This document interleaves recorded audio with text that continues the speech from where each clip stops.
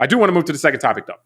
The second topic, which is much lighter, but just interesting. It's something that we've been able to see the behavior of people over centuries, and that deals with tipping.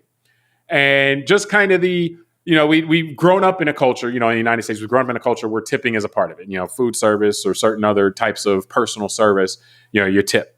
And so some people have pointed out the fact that, you're starting to see it in more and more places with the way technology is being used to collect bills, with the tablet screens and so forth. And so just now your tipping is kind of either expected or suggested in more places. But what's your kind of, your view on this particular question that's being raised as far as more people or more tipping being, or tipping being expected more often, or also just, and the use of tipping in general, because a lot of people talk about how really what you're doing with tipping is subsidizing the employer to pay the employee less a lot of times. So that's fraught with that as well. Yeah, it's funny because I just remember having breakfast with a friend like a week ago and leaving a big tip as we were leaving. And I was saying to him, I was laughing. It's like, this is the only industry that we subsidize the employees, the restaurant industry. And I was laughing because, we subsidize the employer in that sense. Subsidize the employer, that we're paying their employees and they get away with highway robbery, not having to pay really the minimum wage or anything. And so, but then I was joking and saying, well, how is it that statistically, don't they say that restaurants are like the highest failure rates? I was thinking, if I could start a business where I didn't have to pay my employees and just rely on my customers. I was thinking about that, James, for today to joke about it. Like, you're an attorney, I run a financial planning firm, and we have staff, and stuff like that. I'm like, imagine if I had my clients just telling them, hey, by the way, you got to pay for my assistant. Yeah. Like, I expect not only you got to pay me fees to cover my costs, but you got to also pay them. It's like, I got to pay for my meal at the restaurant. I know, it wasn't free for you to, get all this produce in and to get the meat in and all that. So I got to pay for that, and I got to pay for your staff. That's interesting. Yeah. So it's and I would say this: I lived overseas for almost 5 years when I was younger, and it was an interesting experience. I think this is a very cultural here in the United States. This idea of tipping. There's a lot of places around the world where it's just not something you do. It's not customary. And we're not used to that because what I wasn't used to was being told that the waiters and waitresses at the time and bartenders were getting paid like $20 an hour. And that's why you don't tip, in those cultures. So, but I do agree that, there was, and I thought this was nice that during the pandemic, for example, here, they developed a culture of people trying to go out of their way to support their local business, really tip people that are working as, small businesses. And I think that was cool. But at this point, sometimes when I'm just ordering a cup of coffee and the person didn't do anything, and you're right, they turn the screen and it says, do I want to tip 20%? Sometimes I kind of feel like now, like, damn, everyone's encroaching. This cup of coffee costs $6 as it is. Now I got a tip for that too. Like, when did this happen? Yeah, I mean, like, you didn't. It's not like my table got cleaned, or like brought me water, and then all this stuff. It's like you just handed something over the counter. Exactly. And no, I mean, I think it first, just to understand, because I don't have an issue with tipping in general. But I think anytime you think about tipping, you have to understand it is a matter of culture.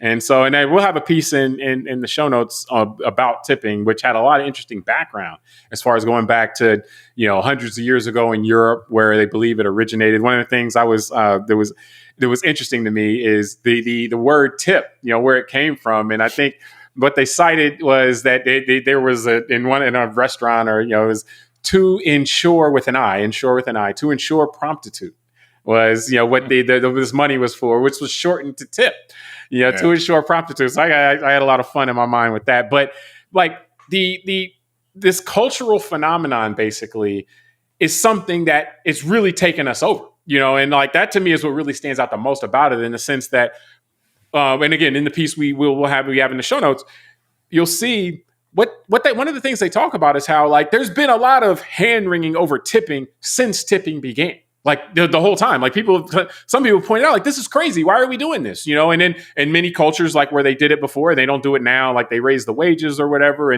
But in the United States, it's very persistent, even to the extent that when people have tried to take it out and either pay their workers more, they find that people would still, in certain settings, still tip. And so it's like this losing battle. So to me, I think it says something about our culture that you can't get rid of it, that it's so persistent in that this is something that for whatever reason, like, and I would myself, we have a very kind of entrepreneurial and kind of just go get 'em spirit in our culture. And I think that tipping just aligns with that in a way that it's something that it just fits into the American kind of way. And so it's like, that to me is just fascinating about it. That again, like the efforts that have been made, like there was something called the No Tipping Society. There were things called, like, there's all these different things over time. It's like people trying to get rid of it and they can't, and then the spread of it though, which I'll kick it back to you, but I want to talk about the spread of it too, into more and more things.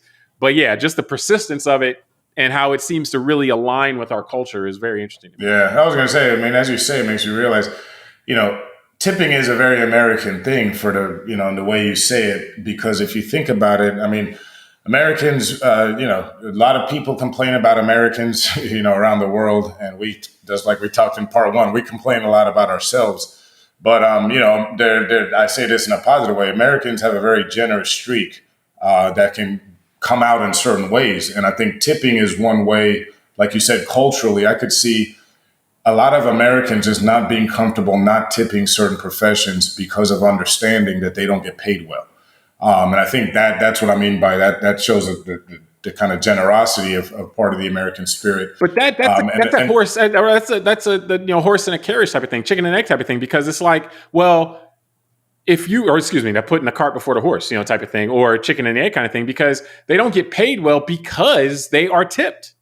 Well, it's not like they don't get paid well inherently, at least in terms of service. That's what I was going to say is that it's very American. That's what I mean, because in one way, you've got the generosity in response to understanding that these people in general aren't being paid the same as the rest of us. And number two, the American part of it too is the strength of the restaurant lobby, right? Like the ability for an industry to lobby the government to say, this whole class of citizens that works in this type of industry, we need you to look the other way and not allow them to meet the minimum wage standards and all that you would require for the rest of society. Congress passed a law that gave them a different minimum wage for those type of places. That's what I mean. This is very American. It's because in one way, you've got the generosity side of Americans kind of looking at this group and saying, okay, let's pile together and help them. And on the other side, you've got the very industry exploitative favorite size of, and that's what I mean by like so I joke about like when I went to Europe and ate the food and realized, man, the European Union actually doesn't allow McDonald's to put the same thing that our government allows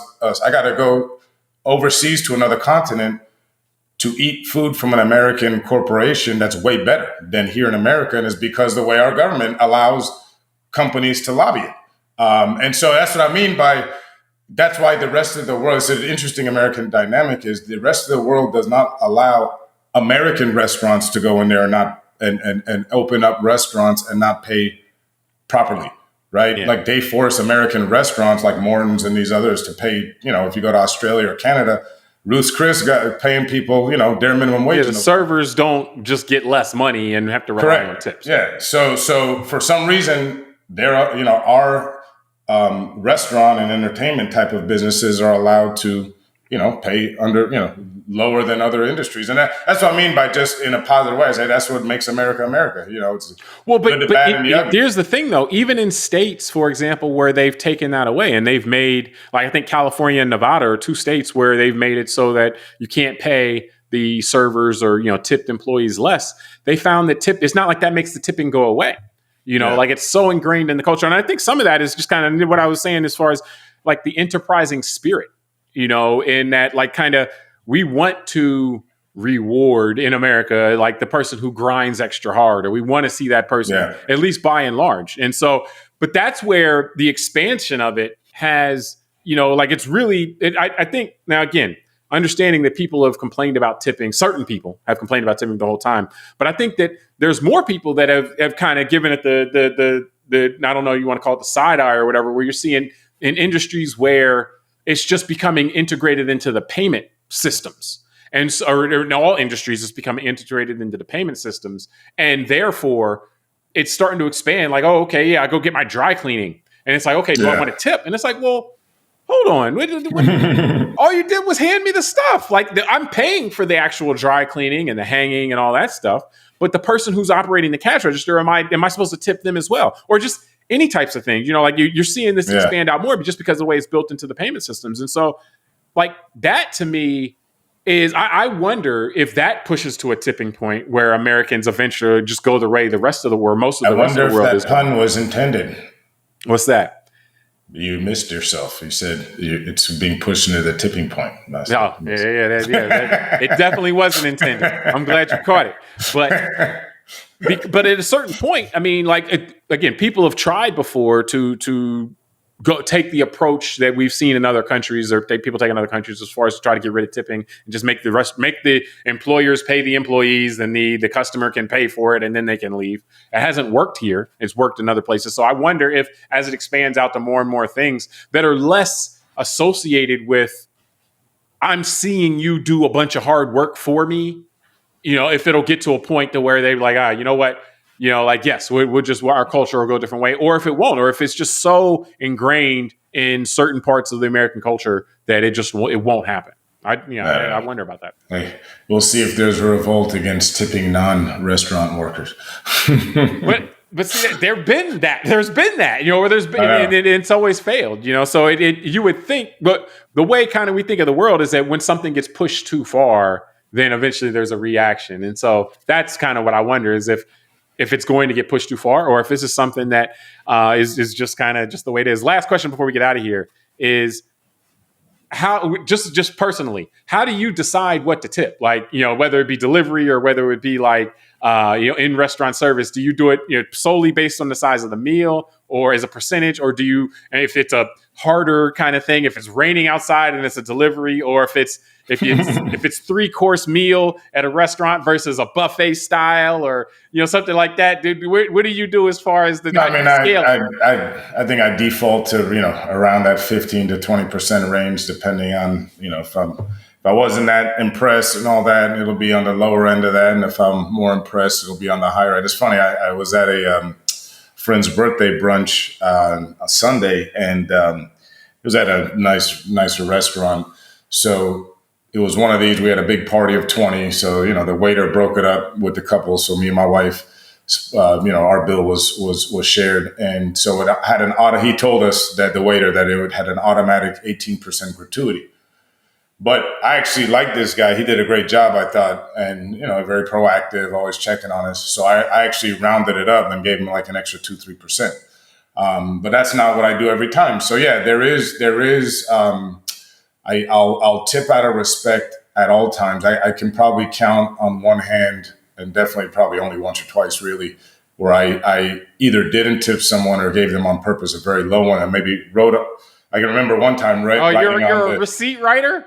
Yeah, no, that's what I mean. It's only happened twice, but it was like terrible service. And I just wrote like, you know, I can't even tip you for this. But normally, even if I'm not that impressed, like I said, I will give some sort of tip on the lower end, just out of respect for the fact this is how they earn their living. But yeah, if I'm very happy, or I feel like somewhere, and sometimes to your point, a delivery driver coming in the middle of a Florida friggin' tropical storm, you know, I might up that tip a bit, say, hey, you know, I see that you hustle. And you're right, that's different from when I'm buying something that is already, let's say, prepaid. Like I'm joking in my head, thinking about like if I went to Best Buy, to your point about going to a cash register, and I bought, you know, let's say I bought a terabyte external hard drive, and I'm just sitting there, and the guy's got a tip jar, I'd probably be like, dude, what are you doing?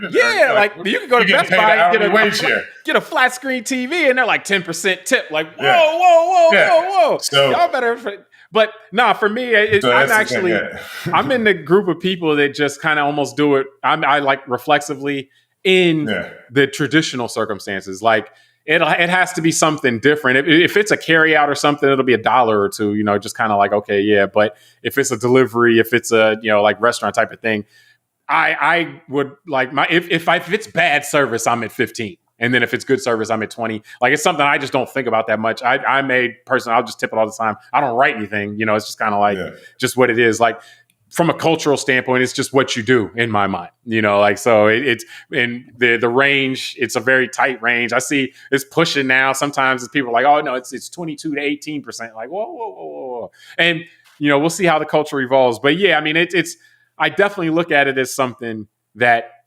because I understand the economics, particularly in places where either it's a delivery driver who's paid very little and doing a lot, or a server who's paid very little, like, I'm just trying to keep that system flowing. But I do feel it's messed up that the businesses, are kind of making us subsidize that. But I don't want to make the workers pay for that. Like, it's just like, all right. If a delivery driver shows up at your house later who's my height, somewhat my complexion, with similar voice, with a disguise on, it's not me.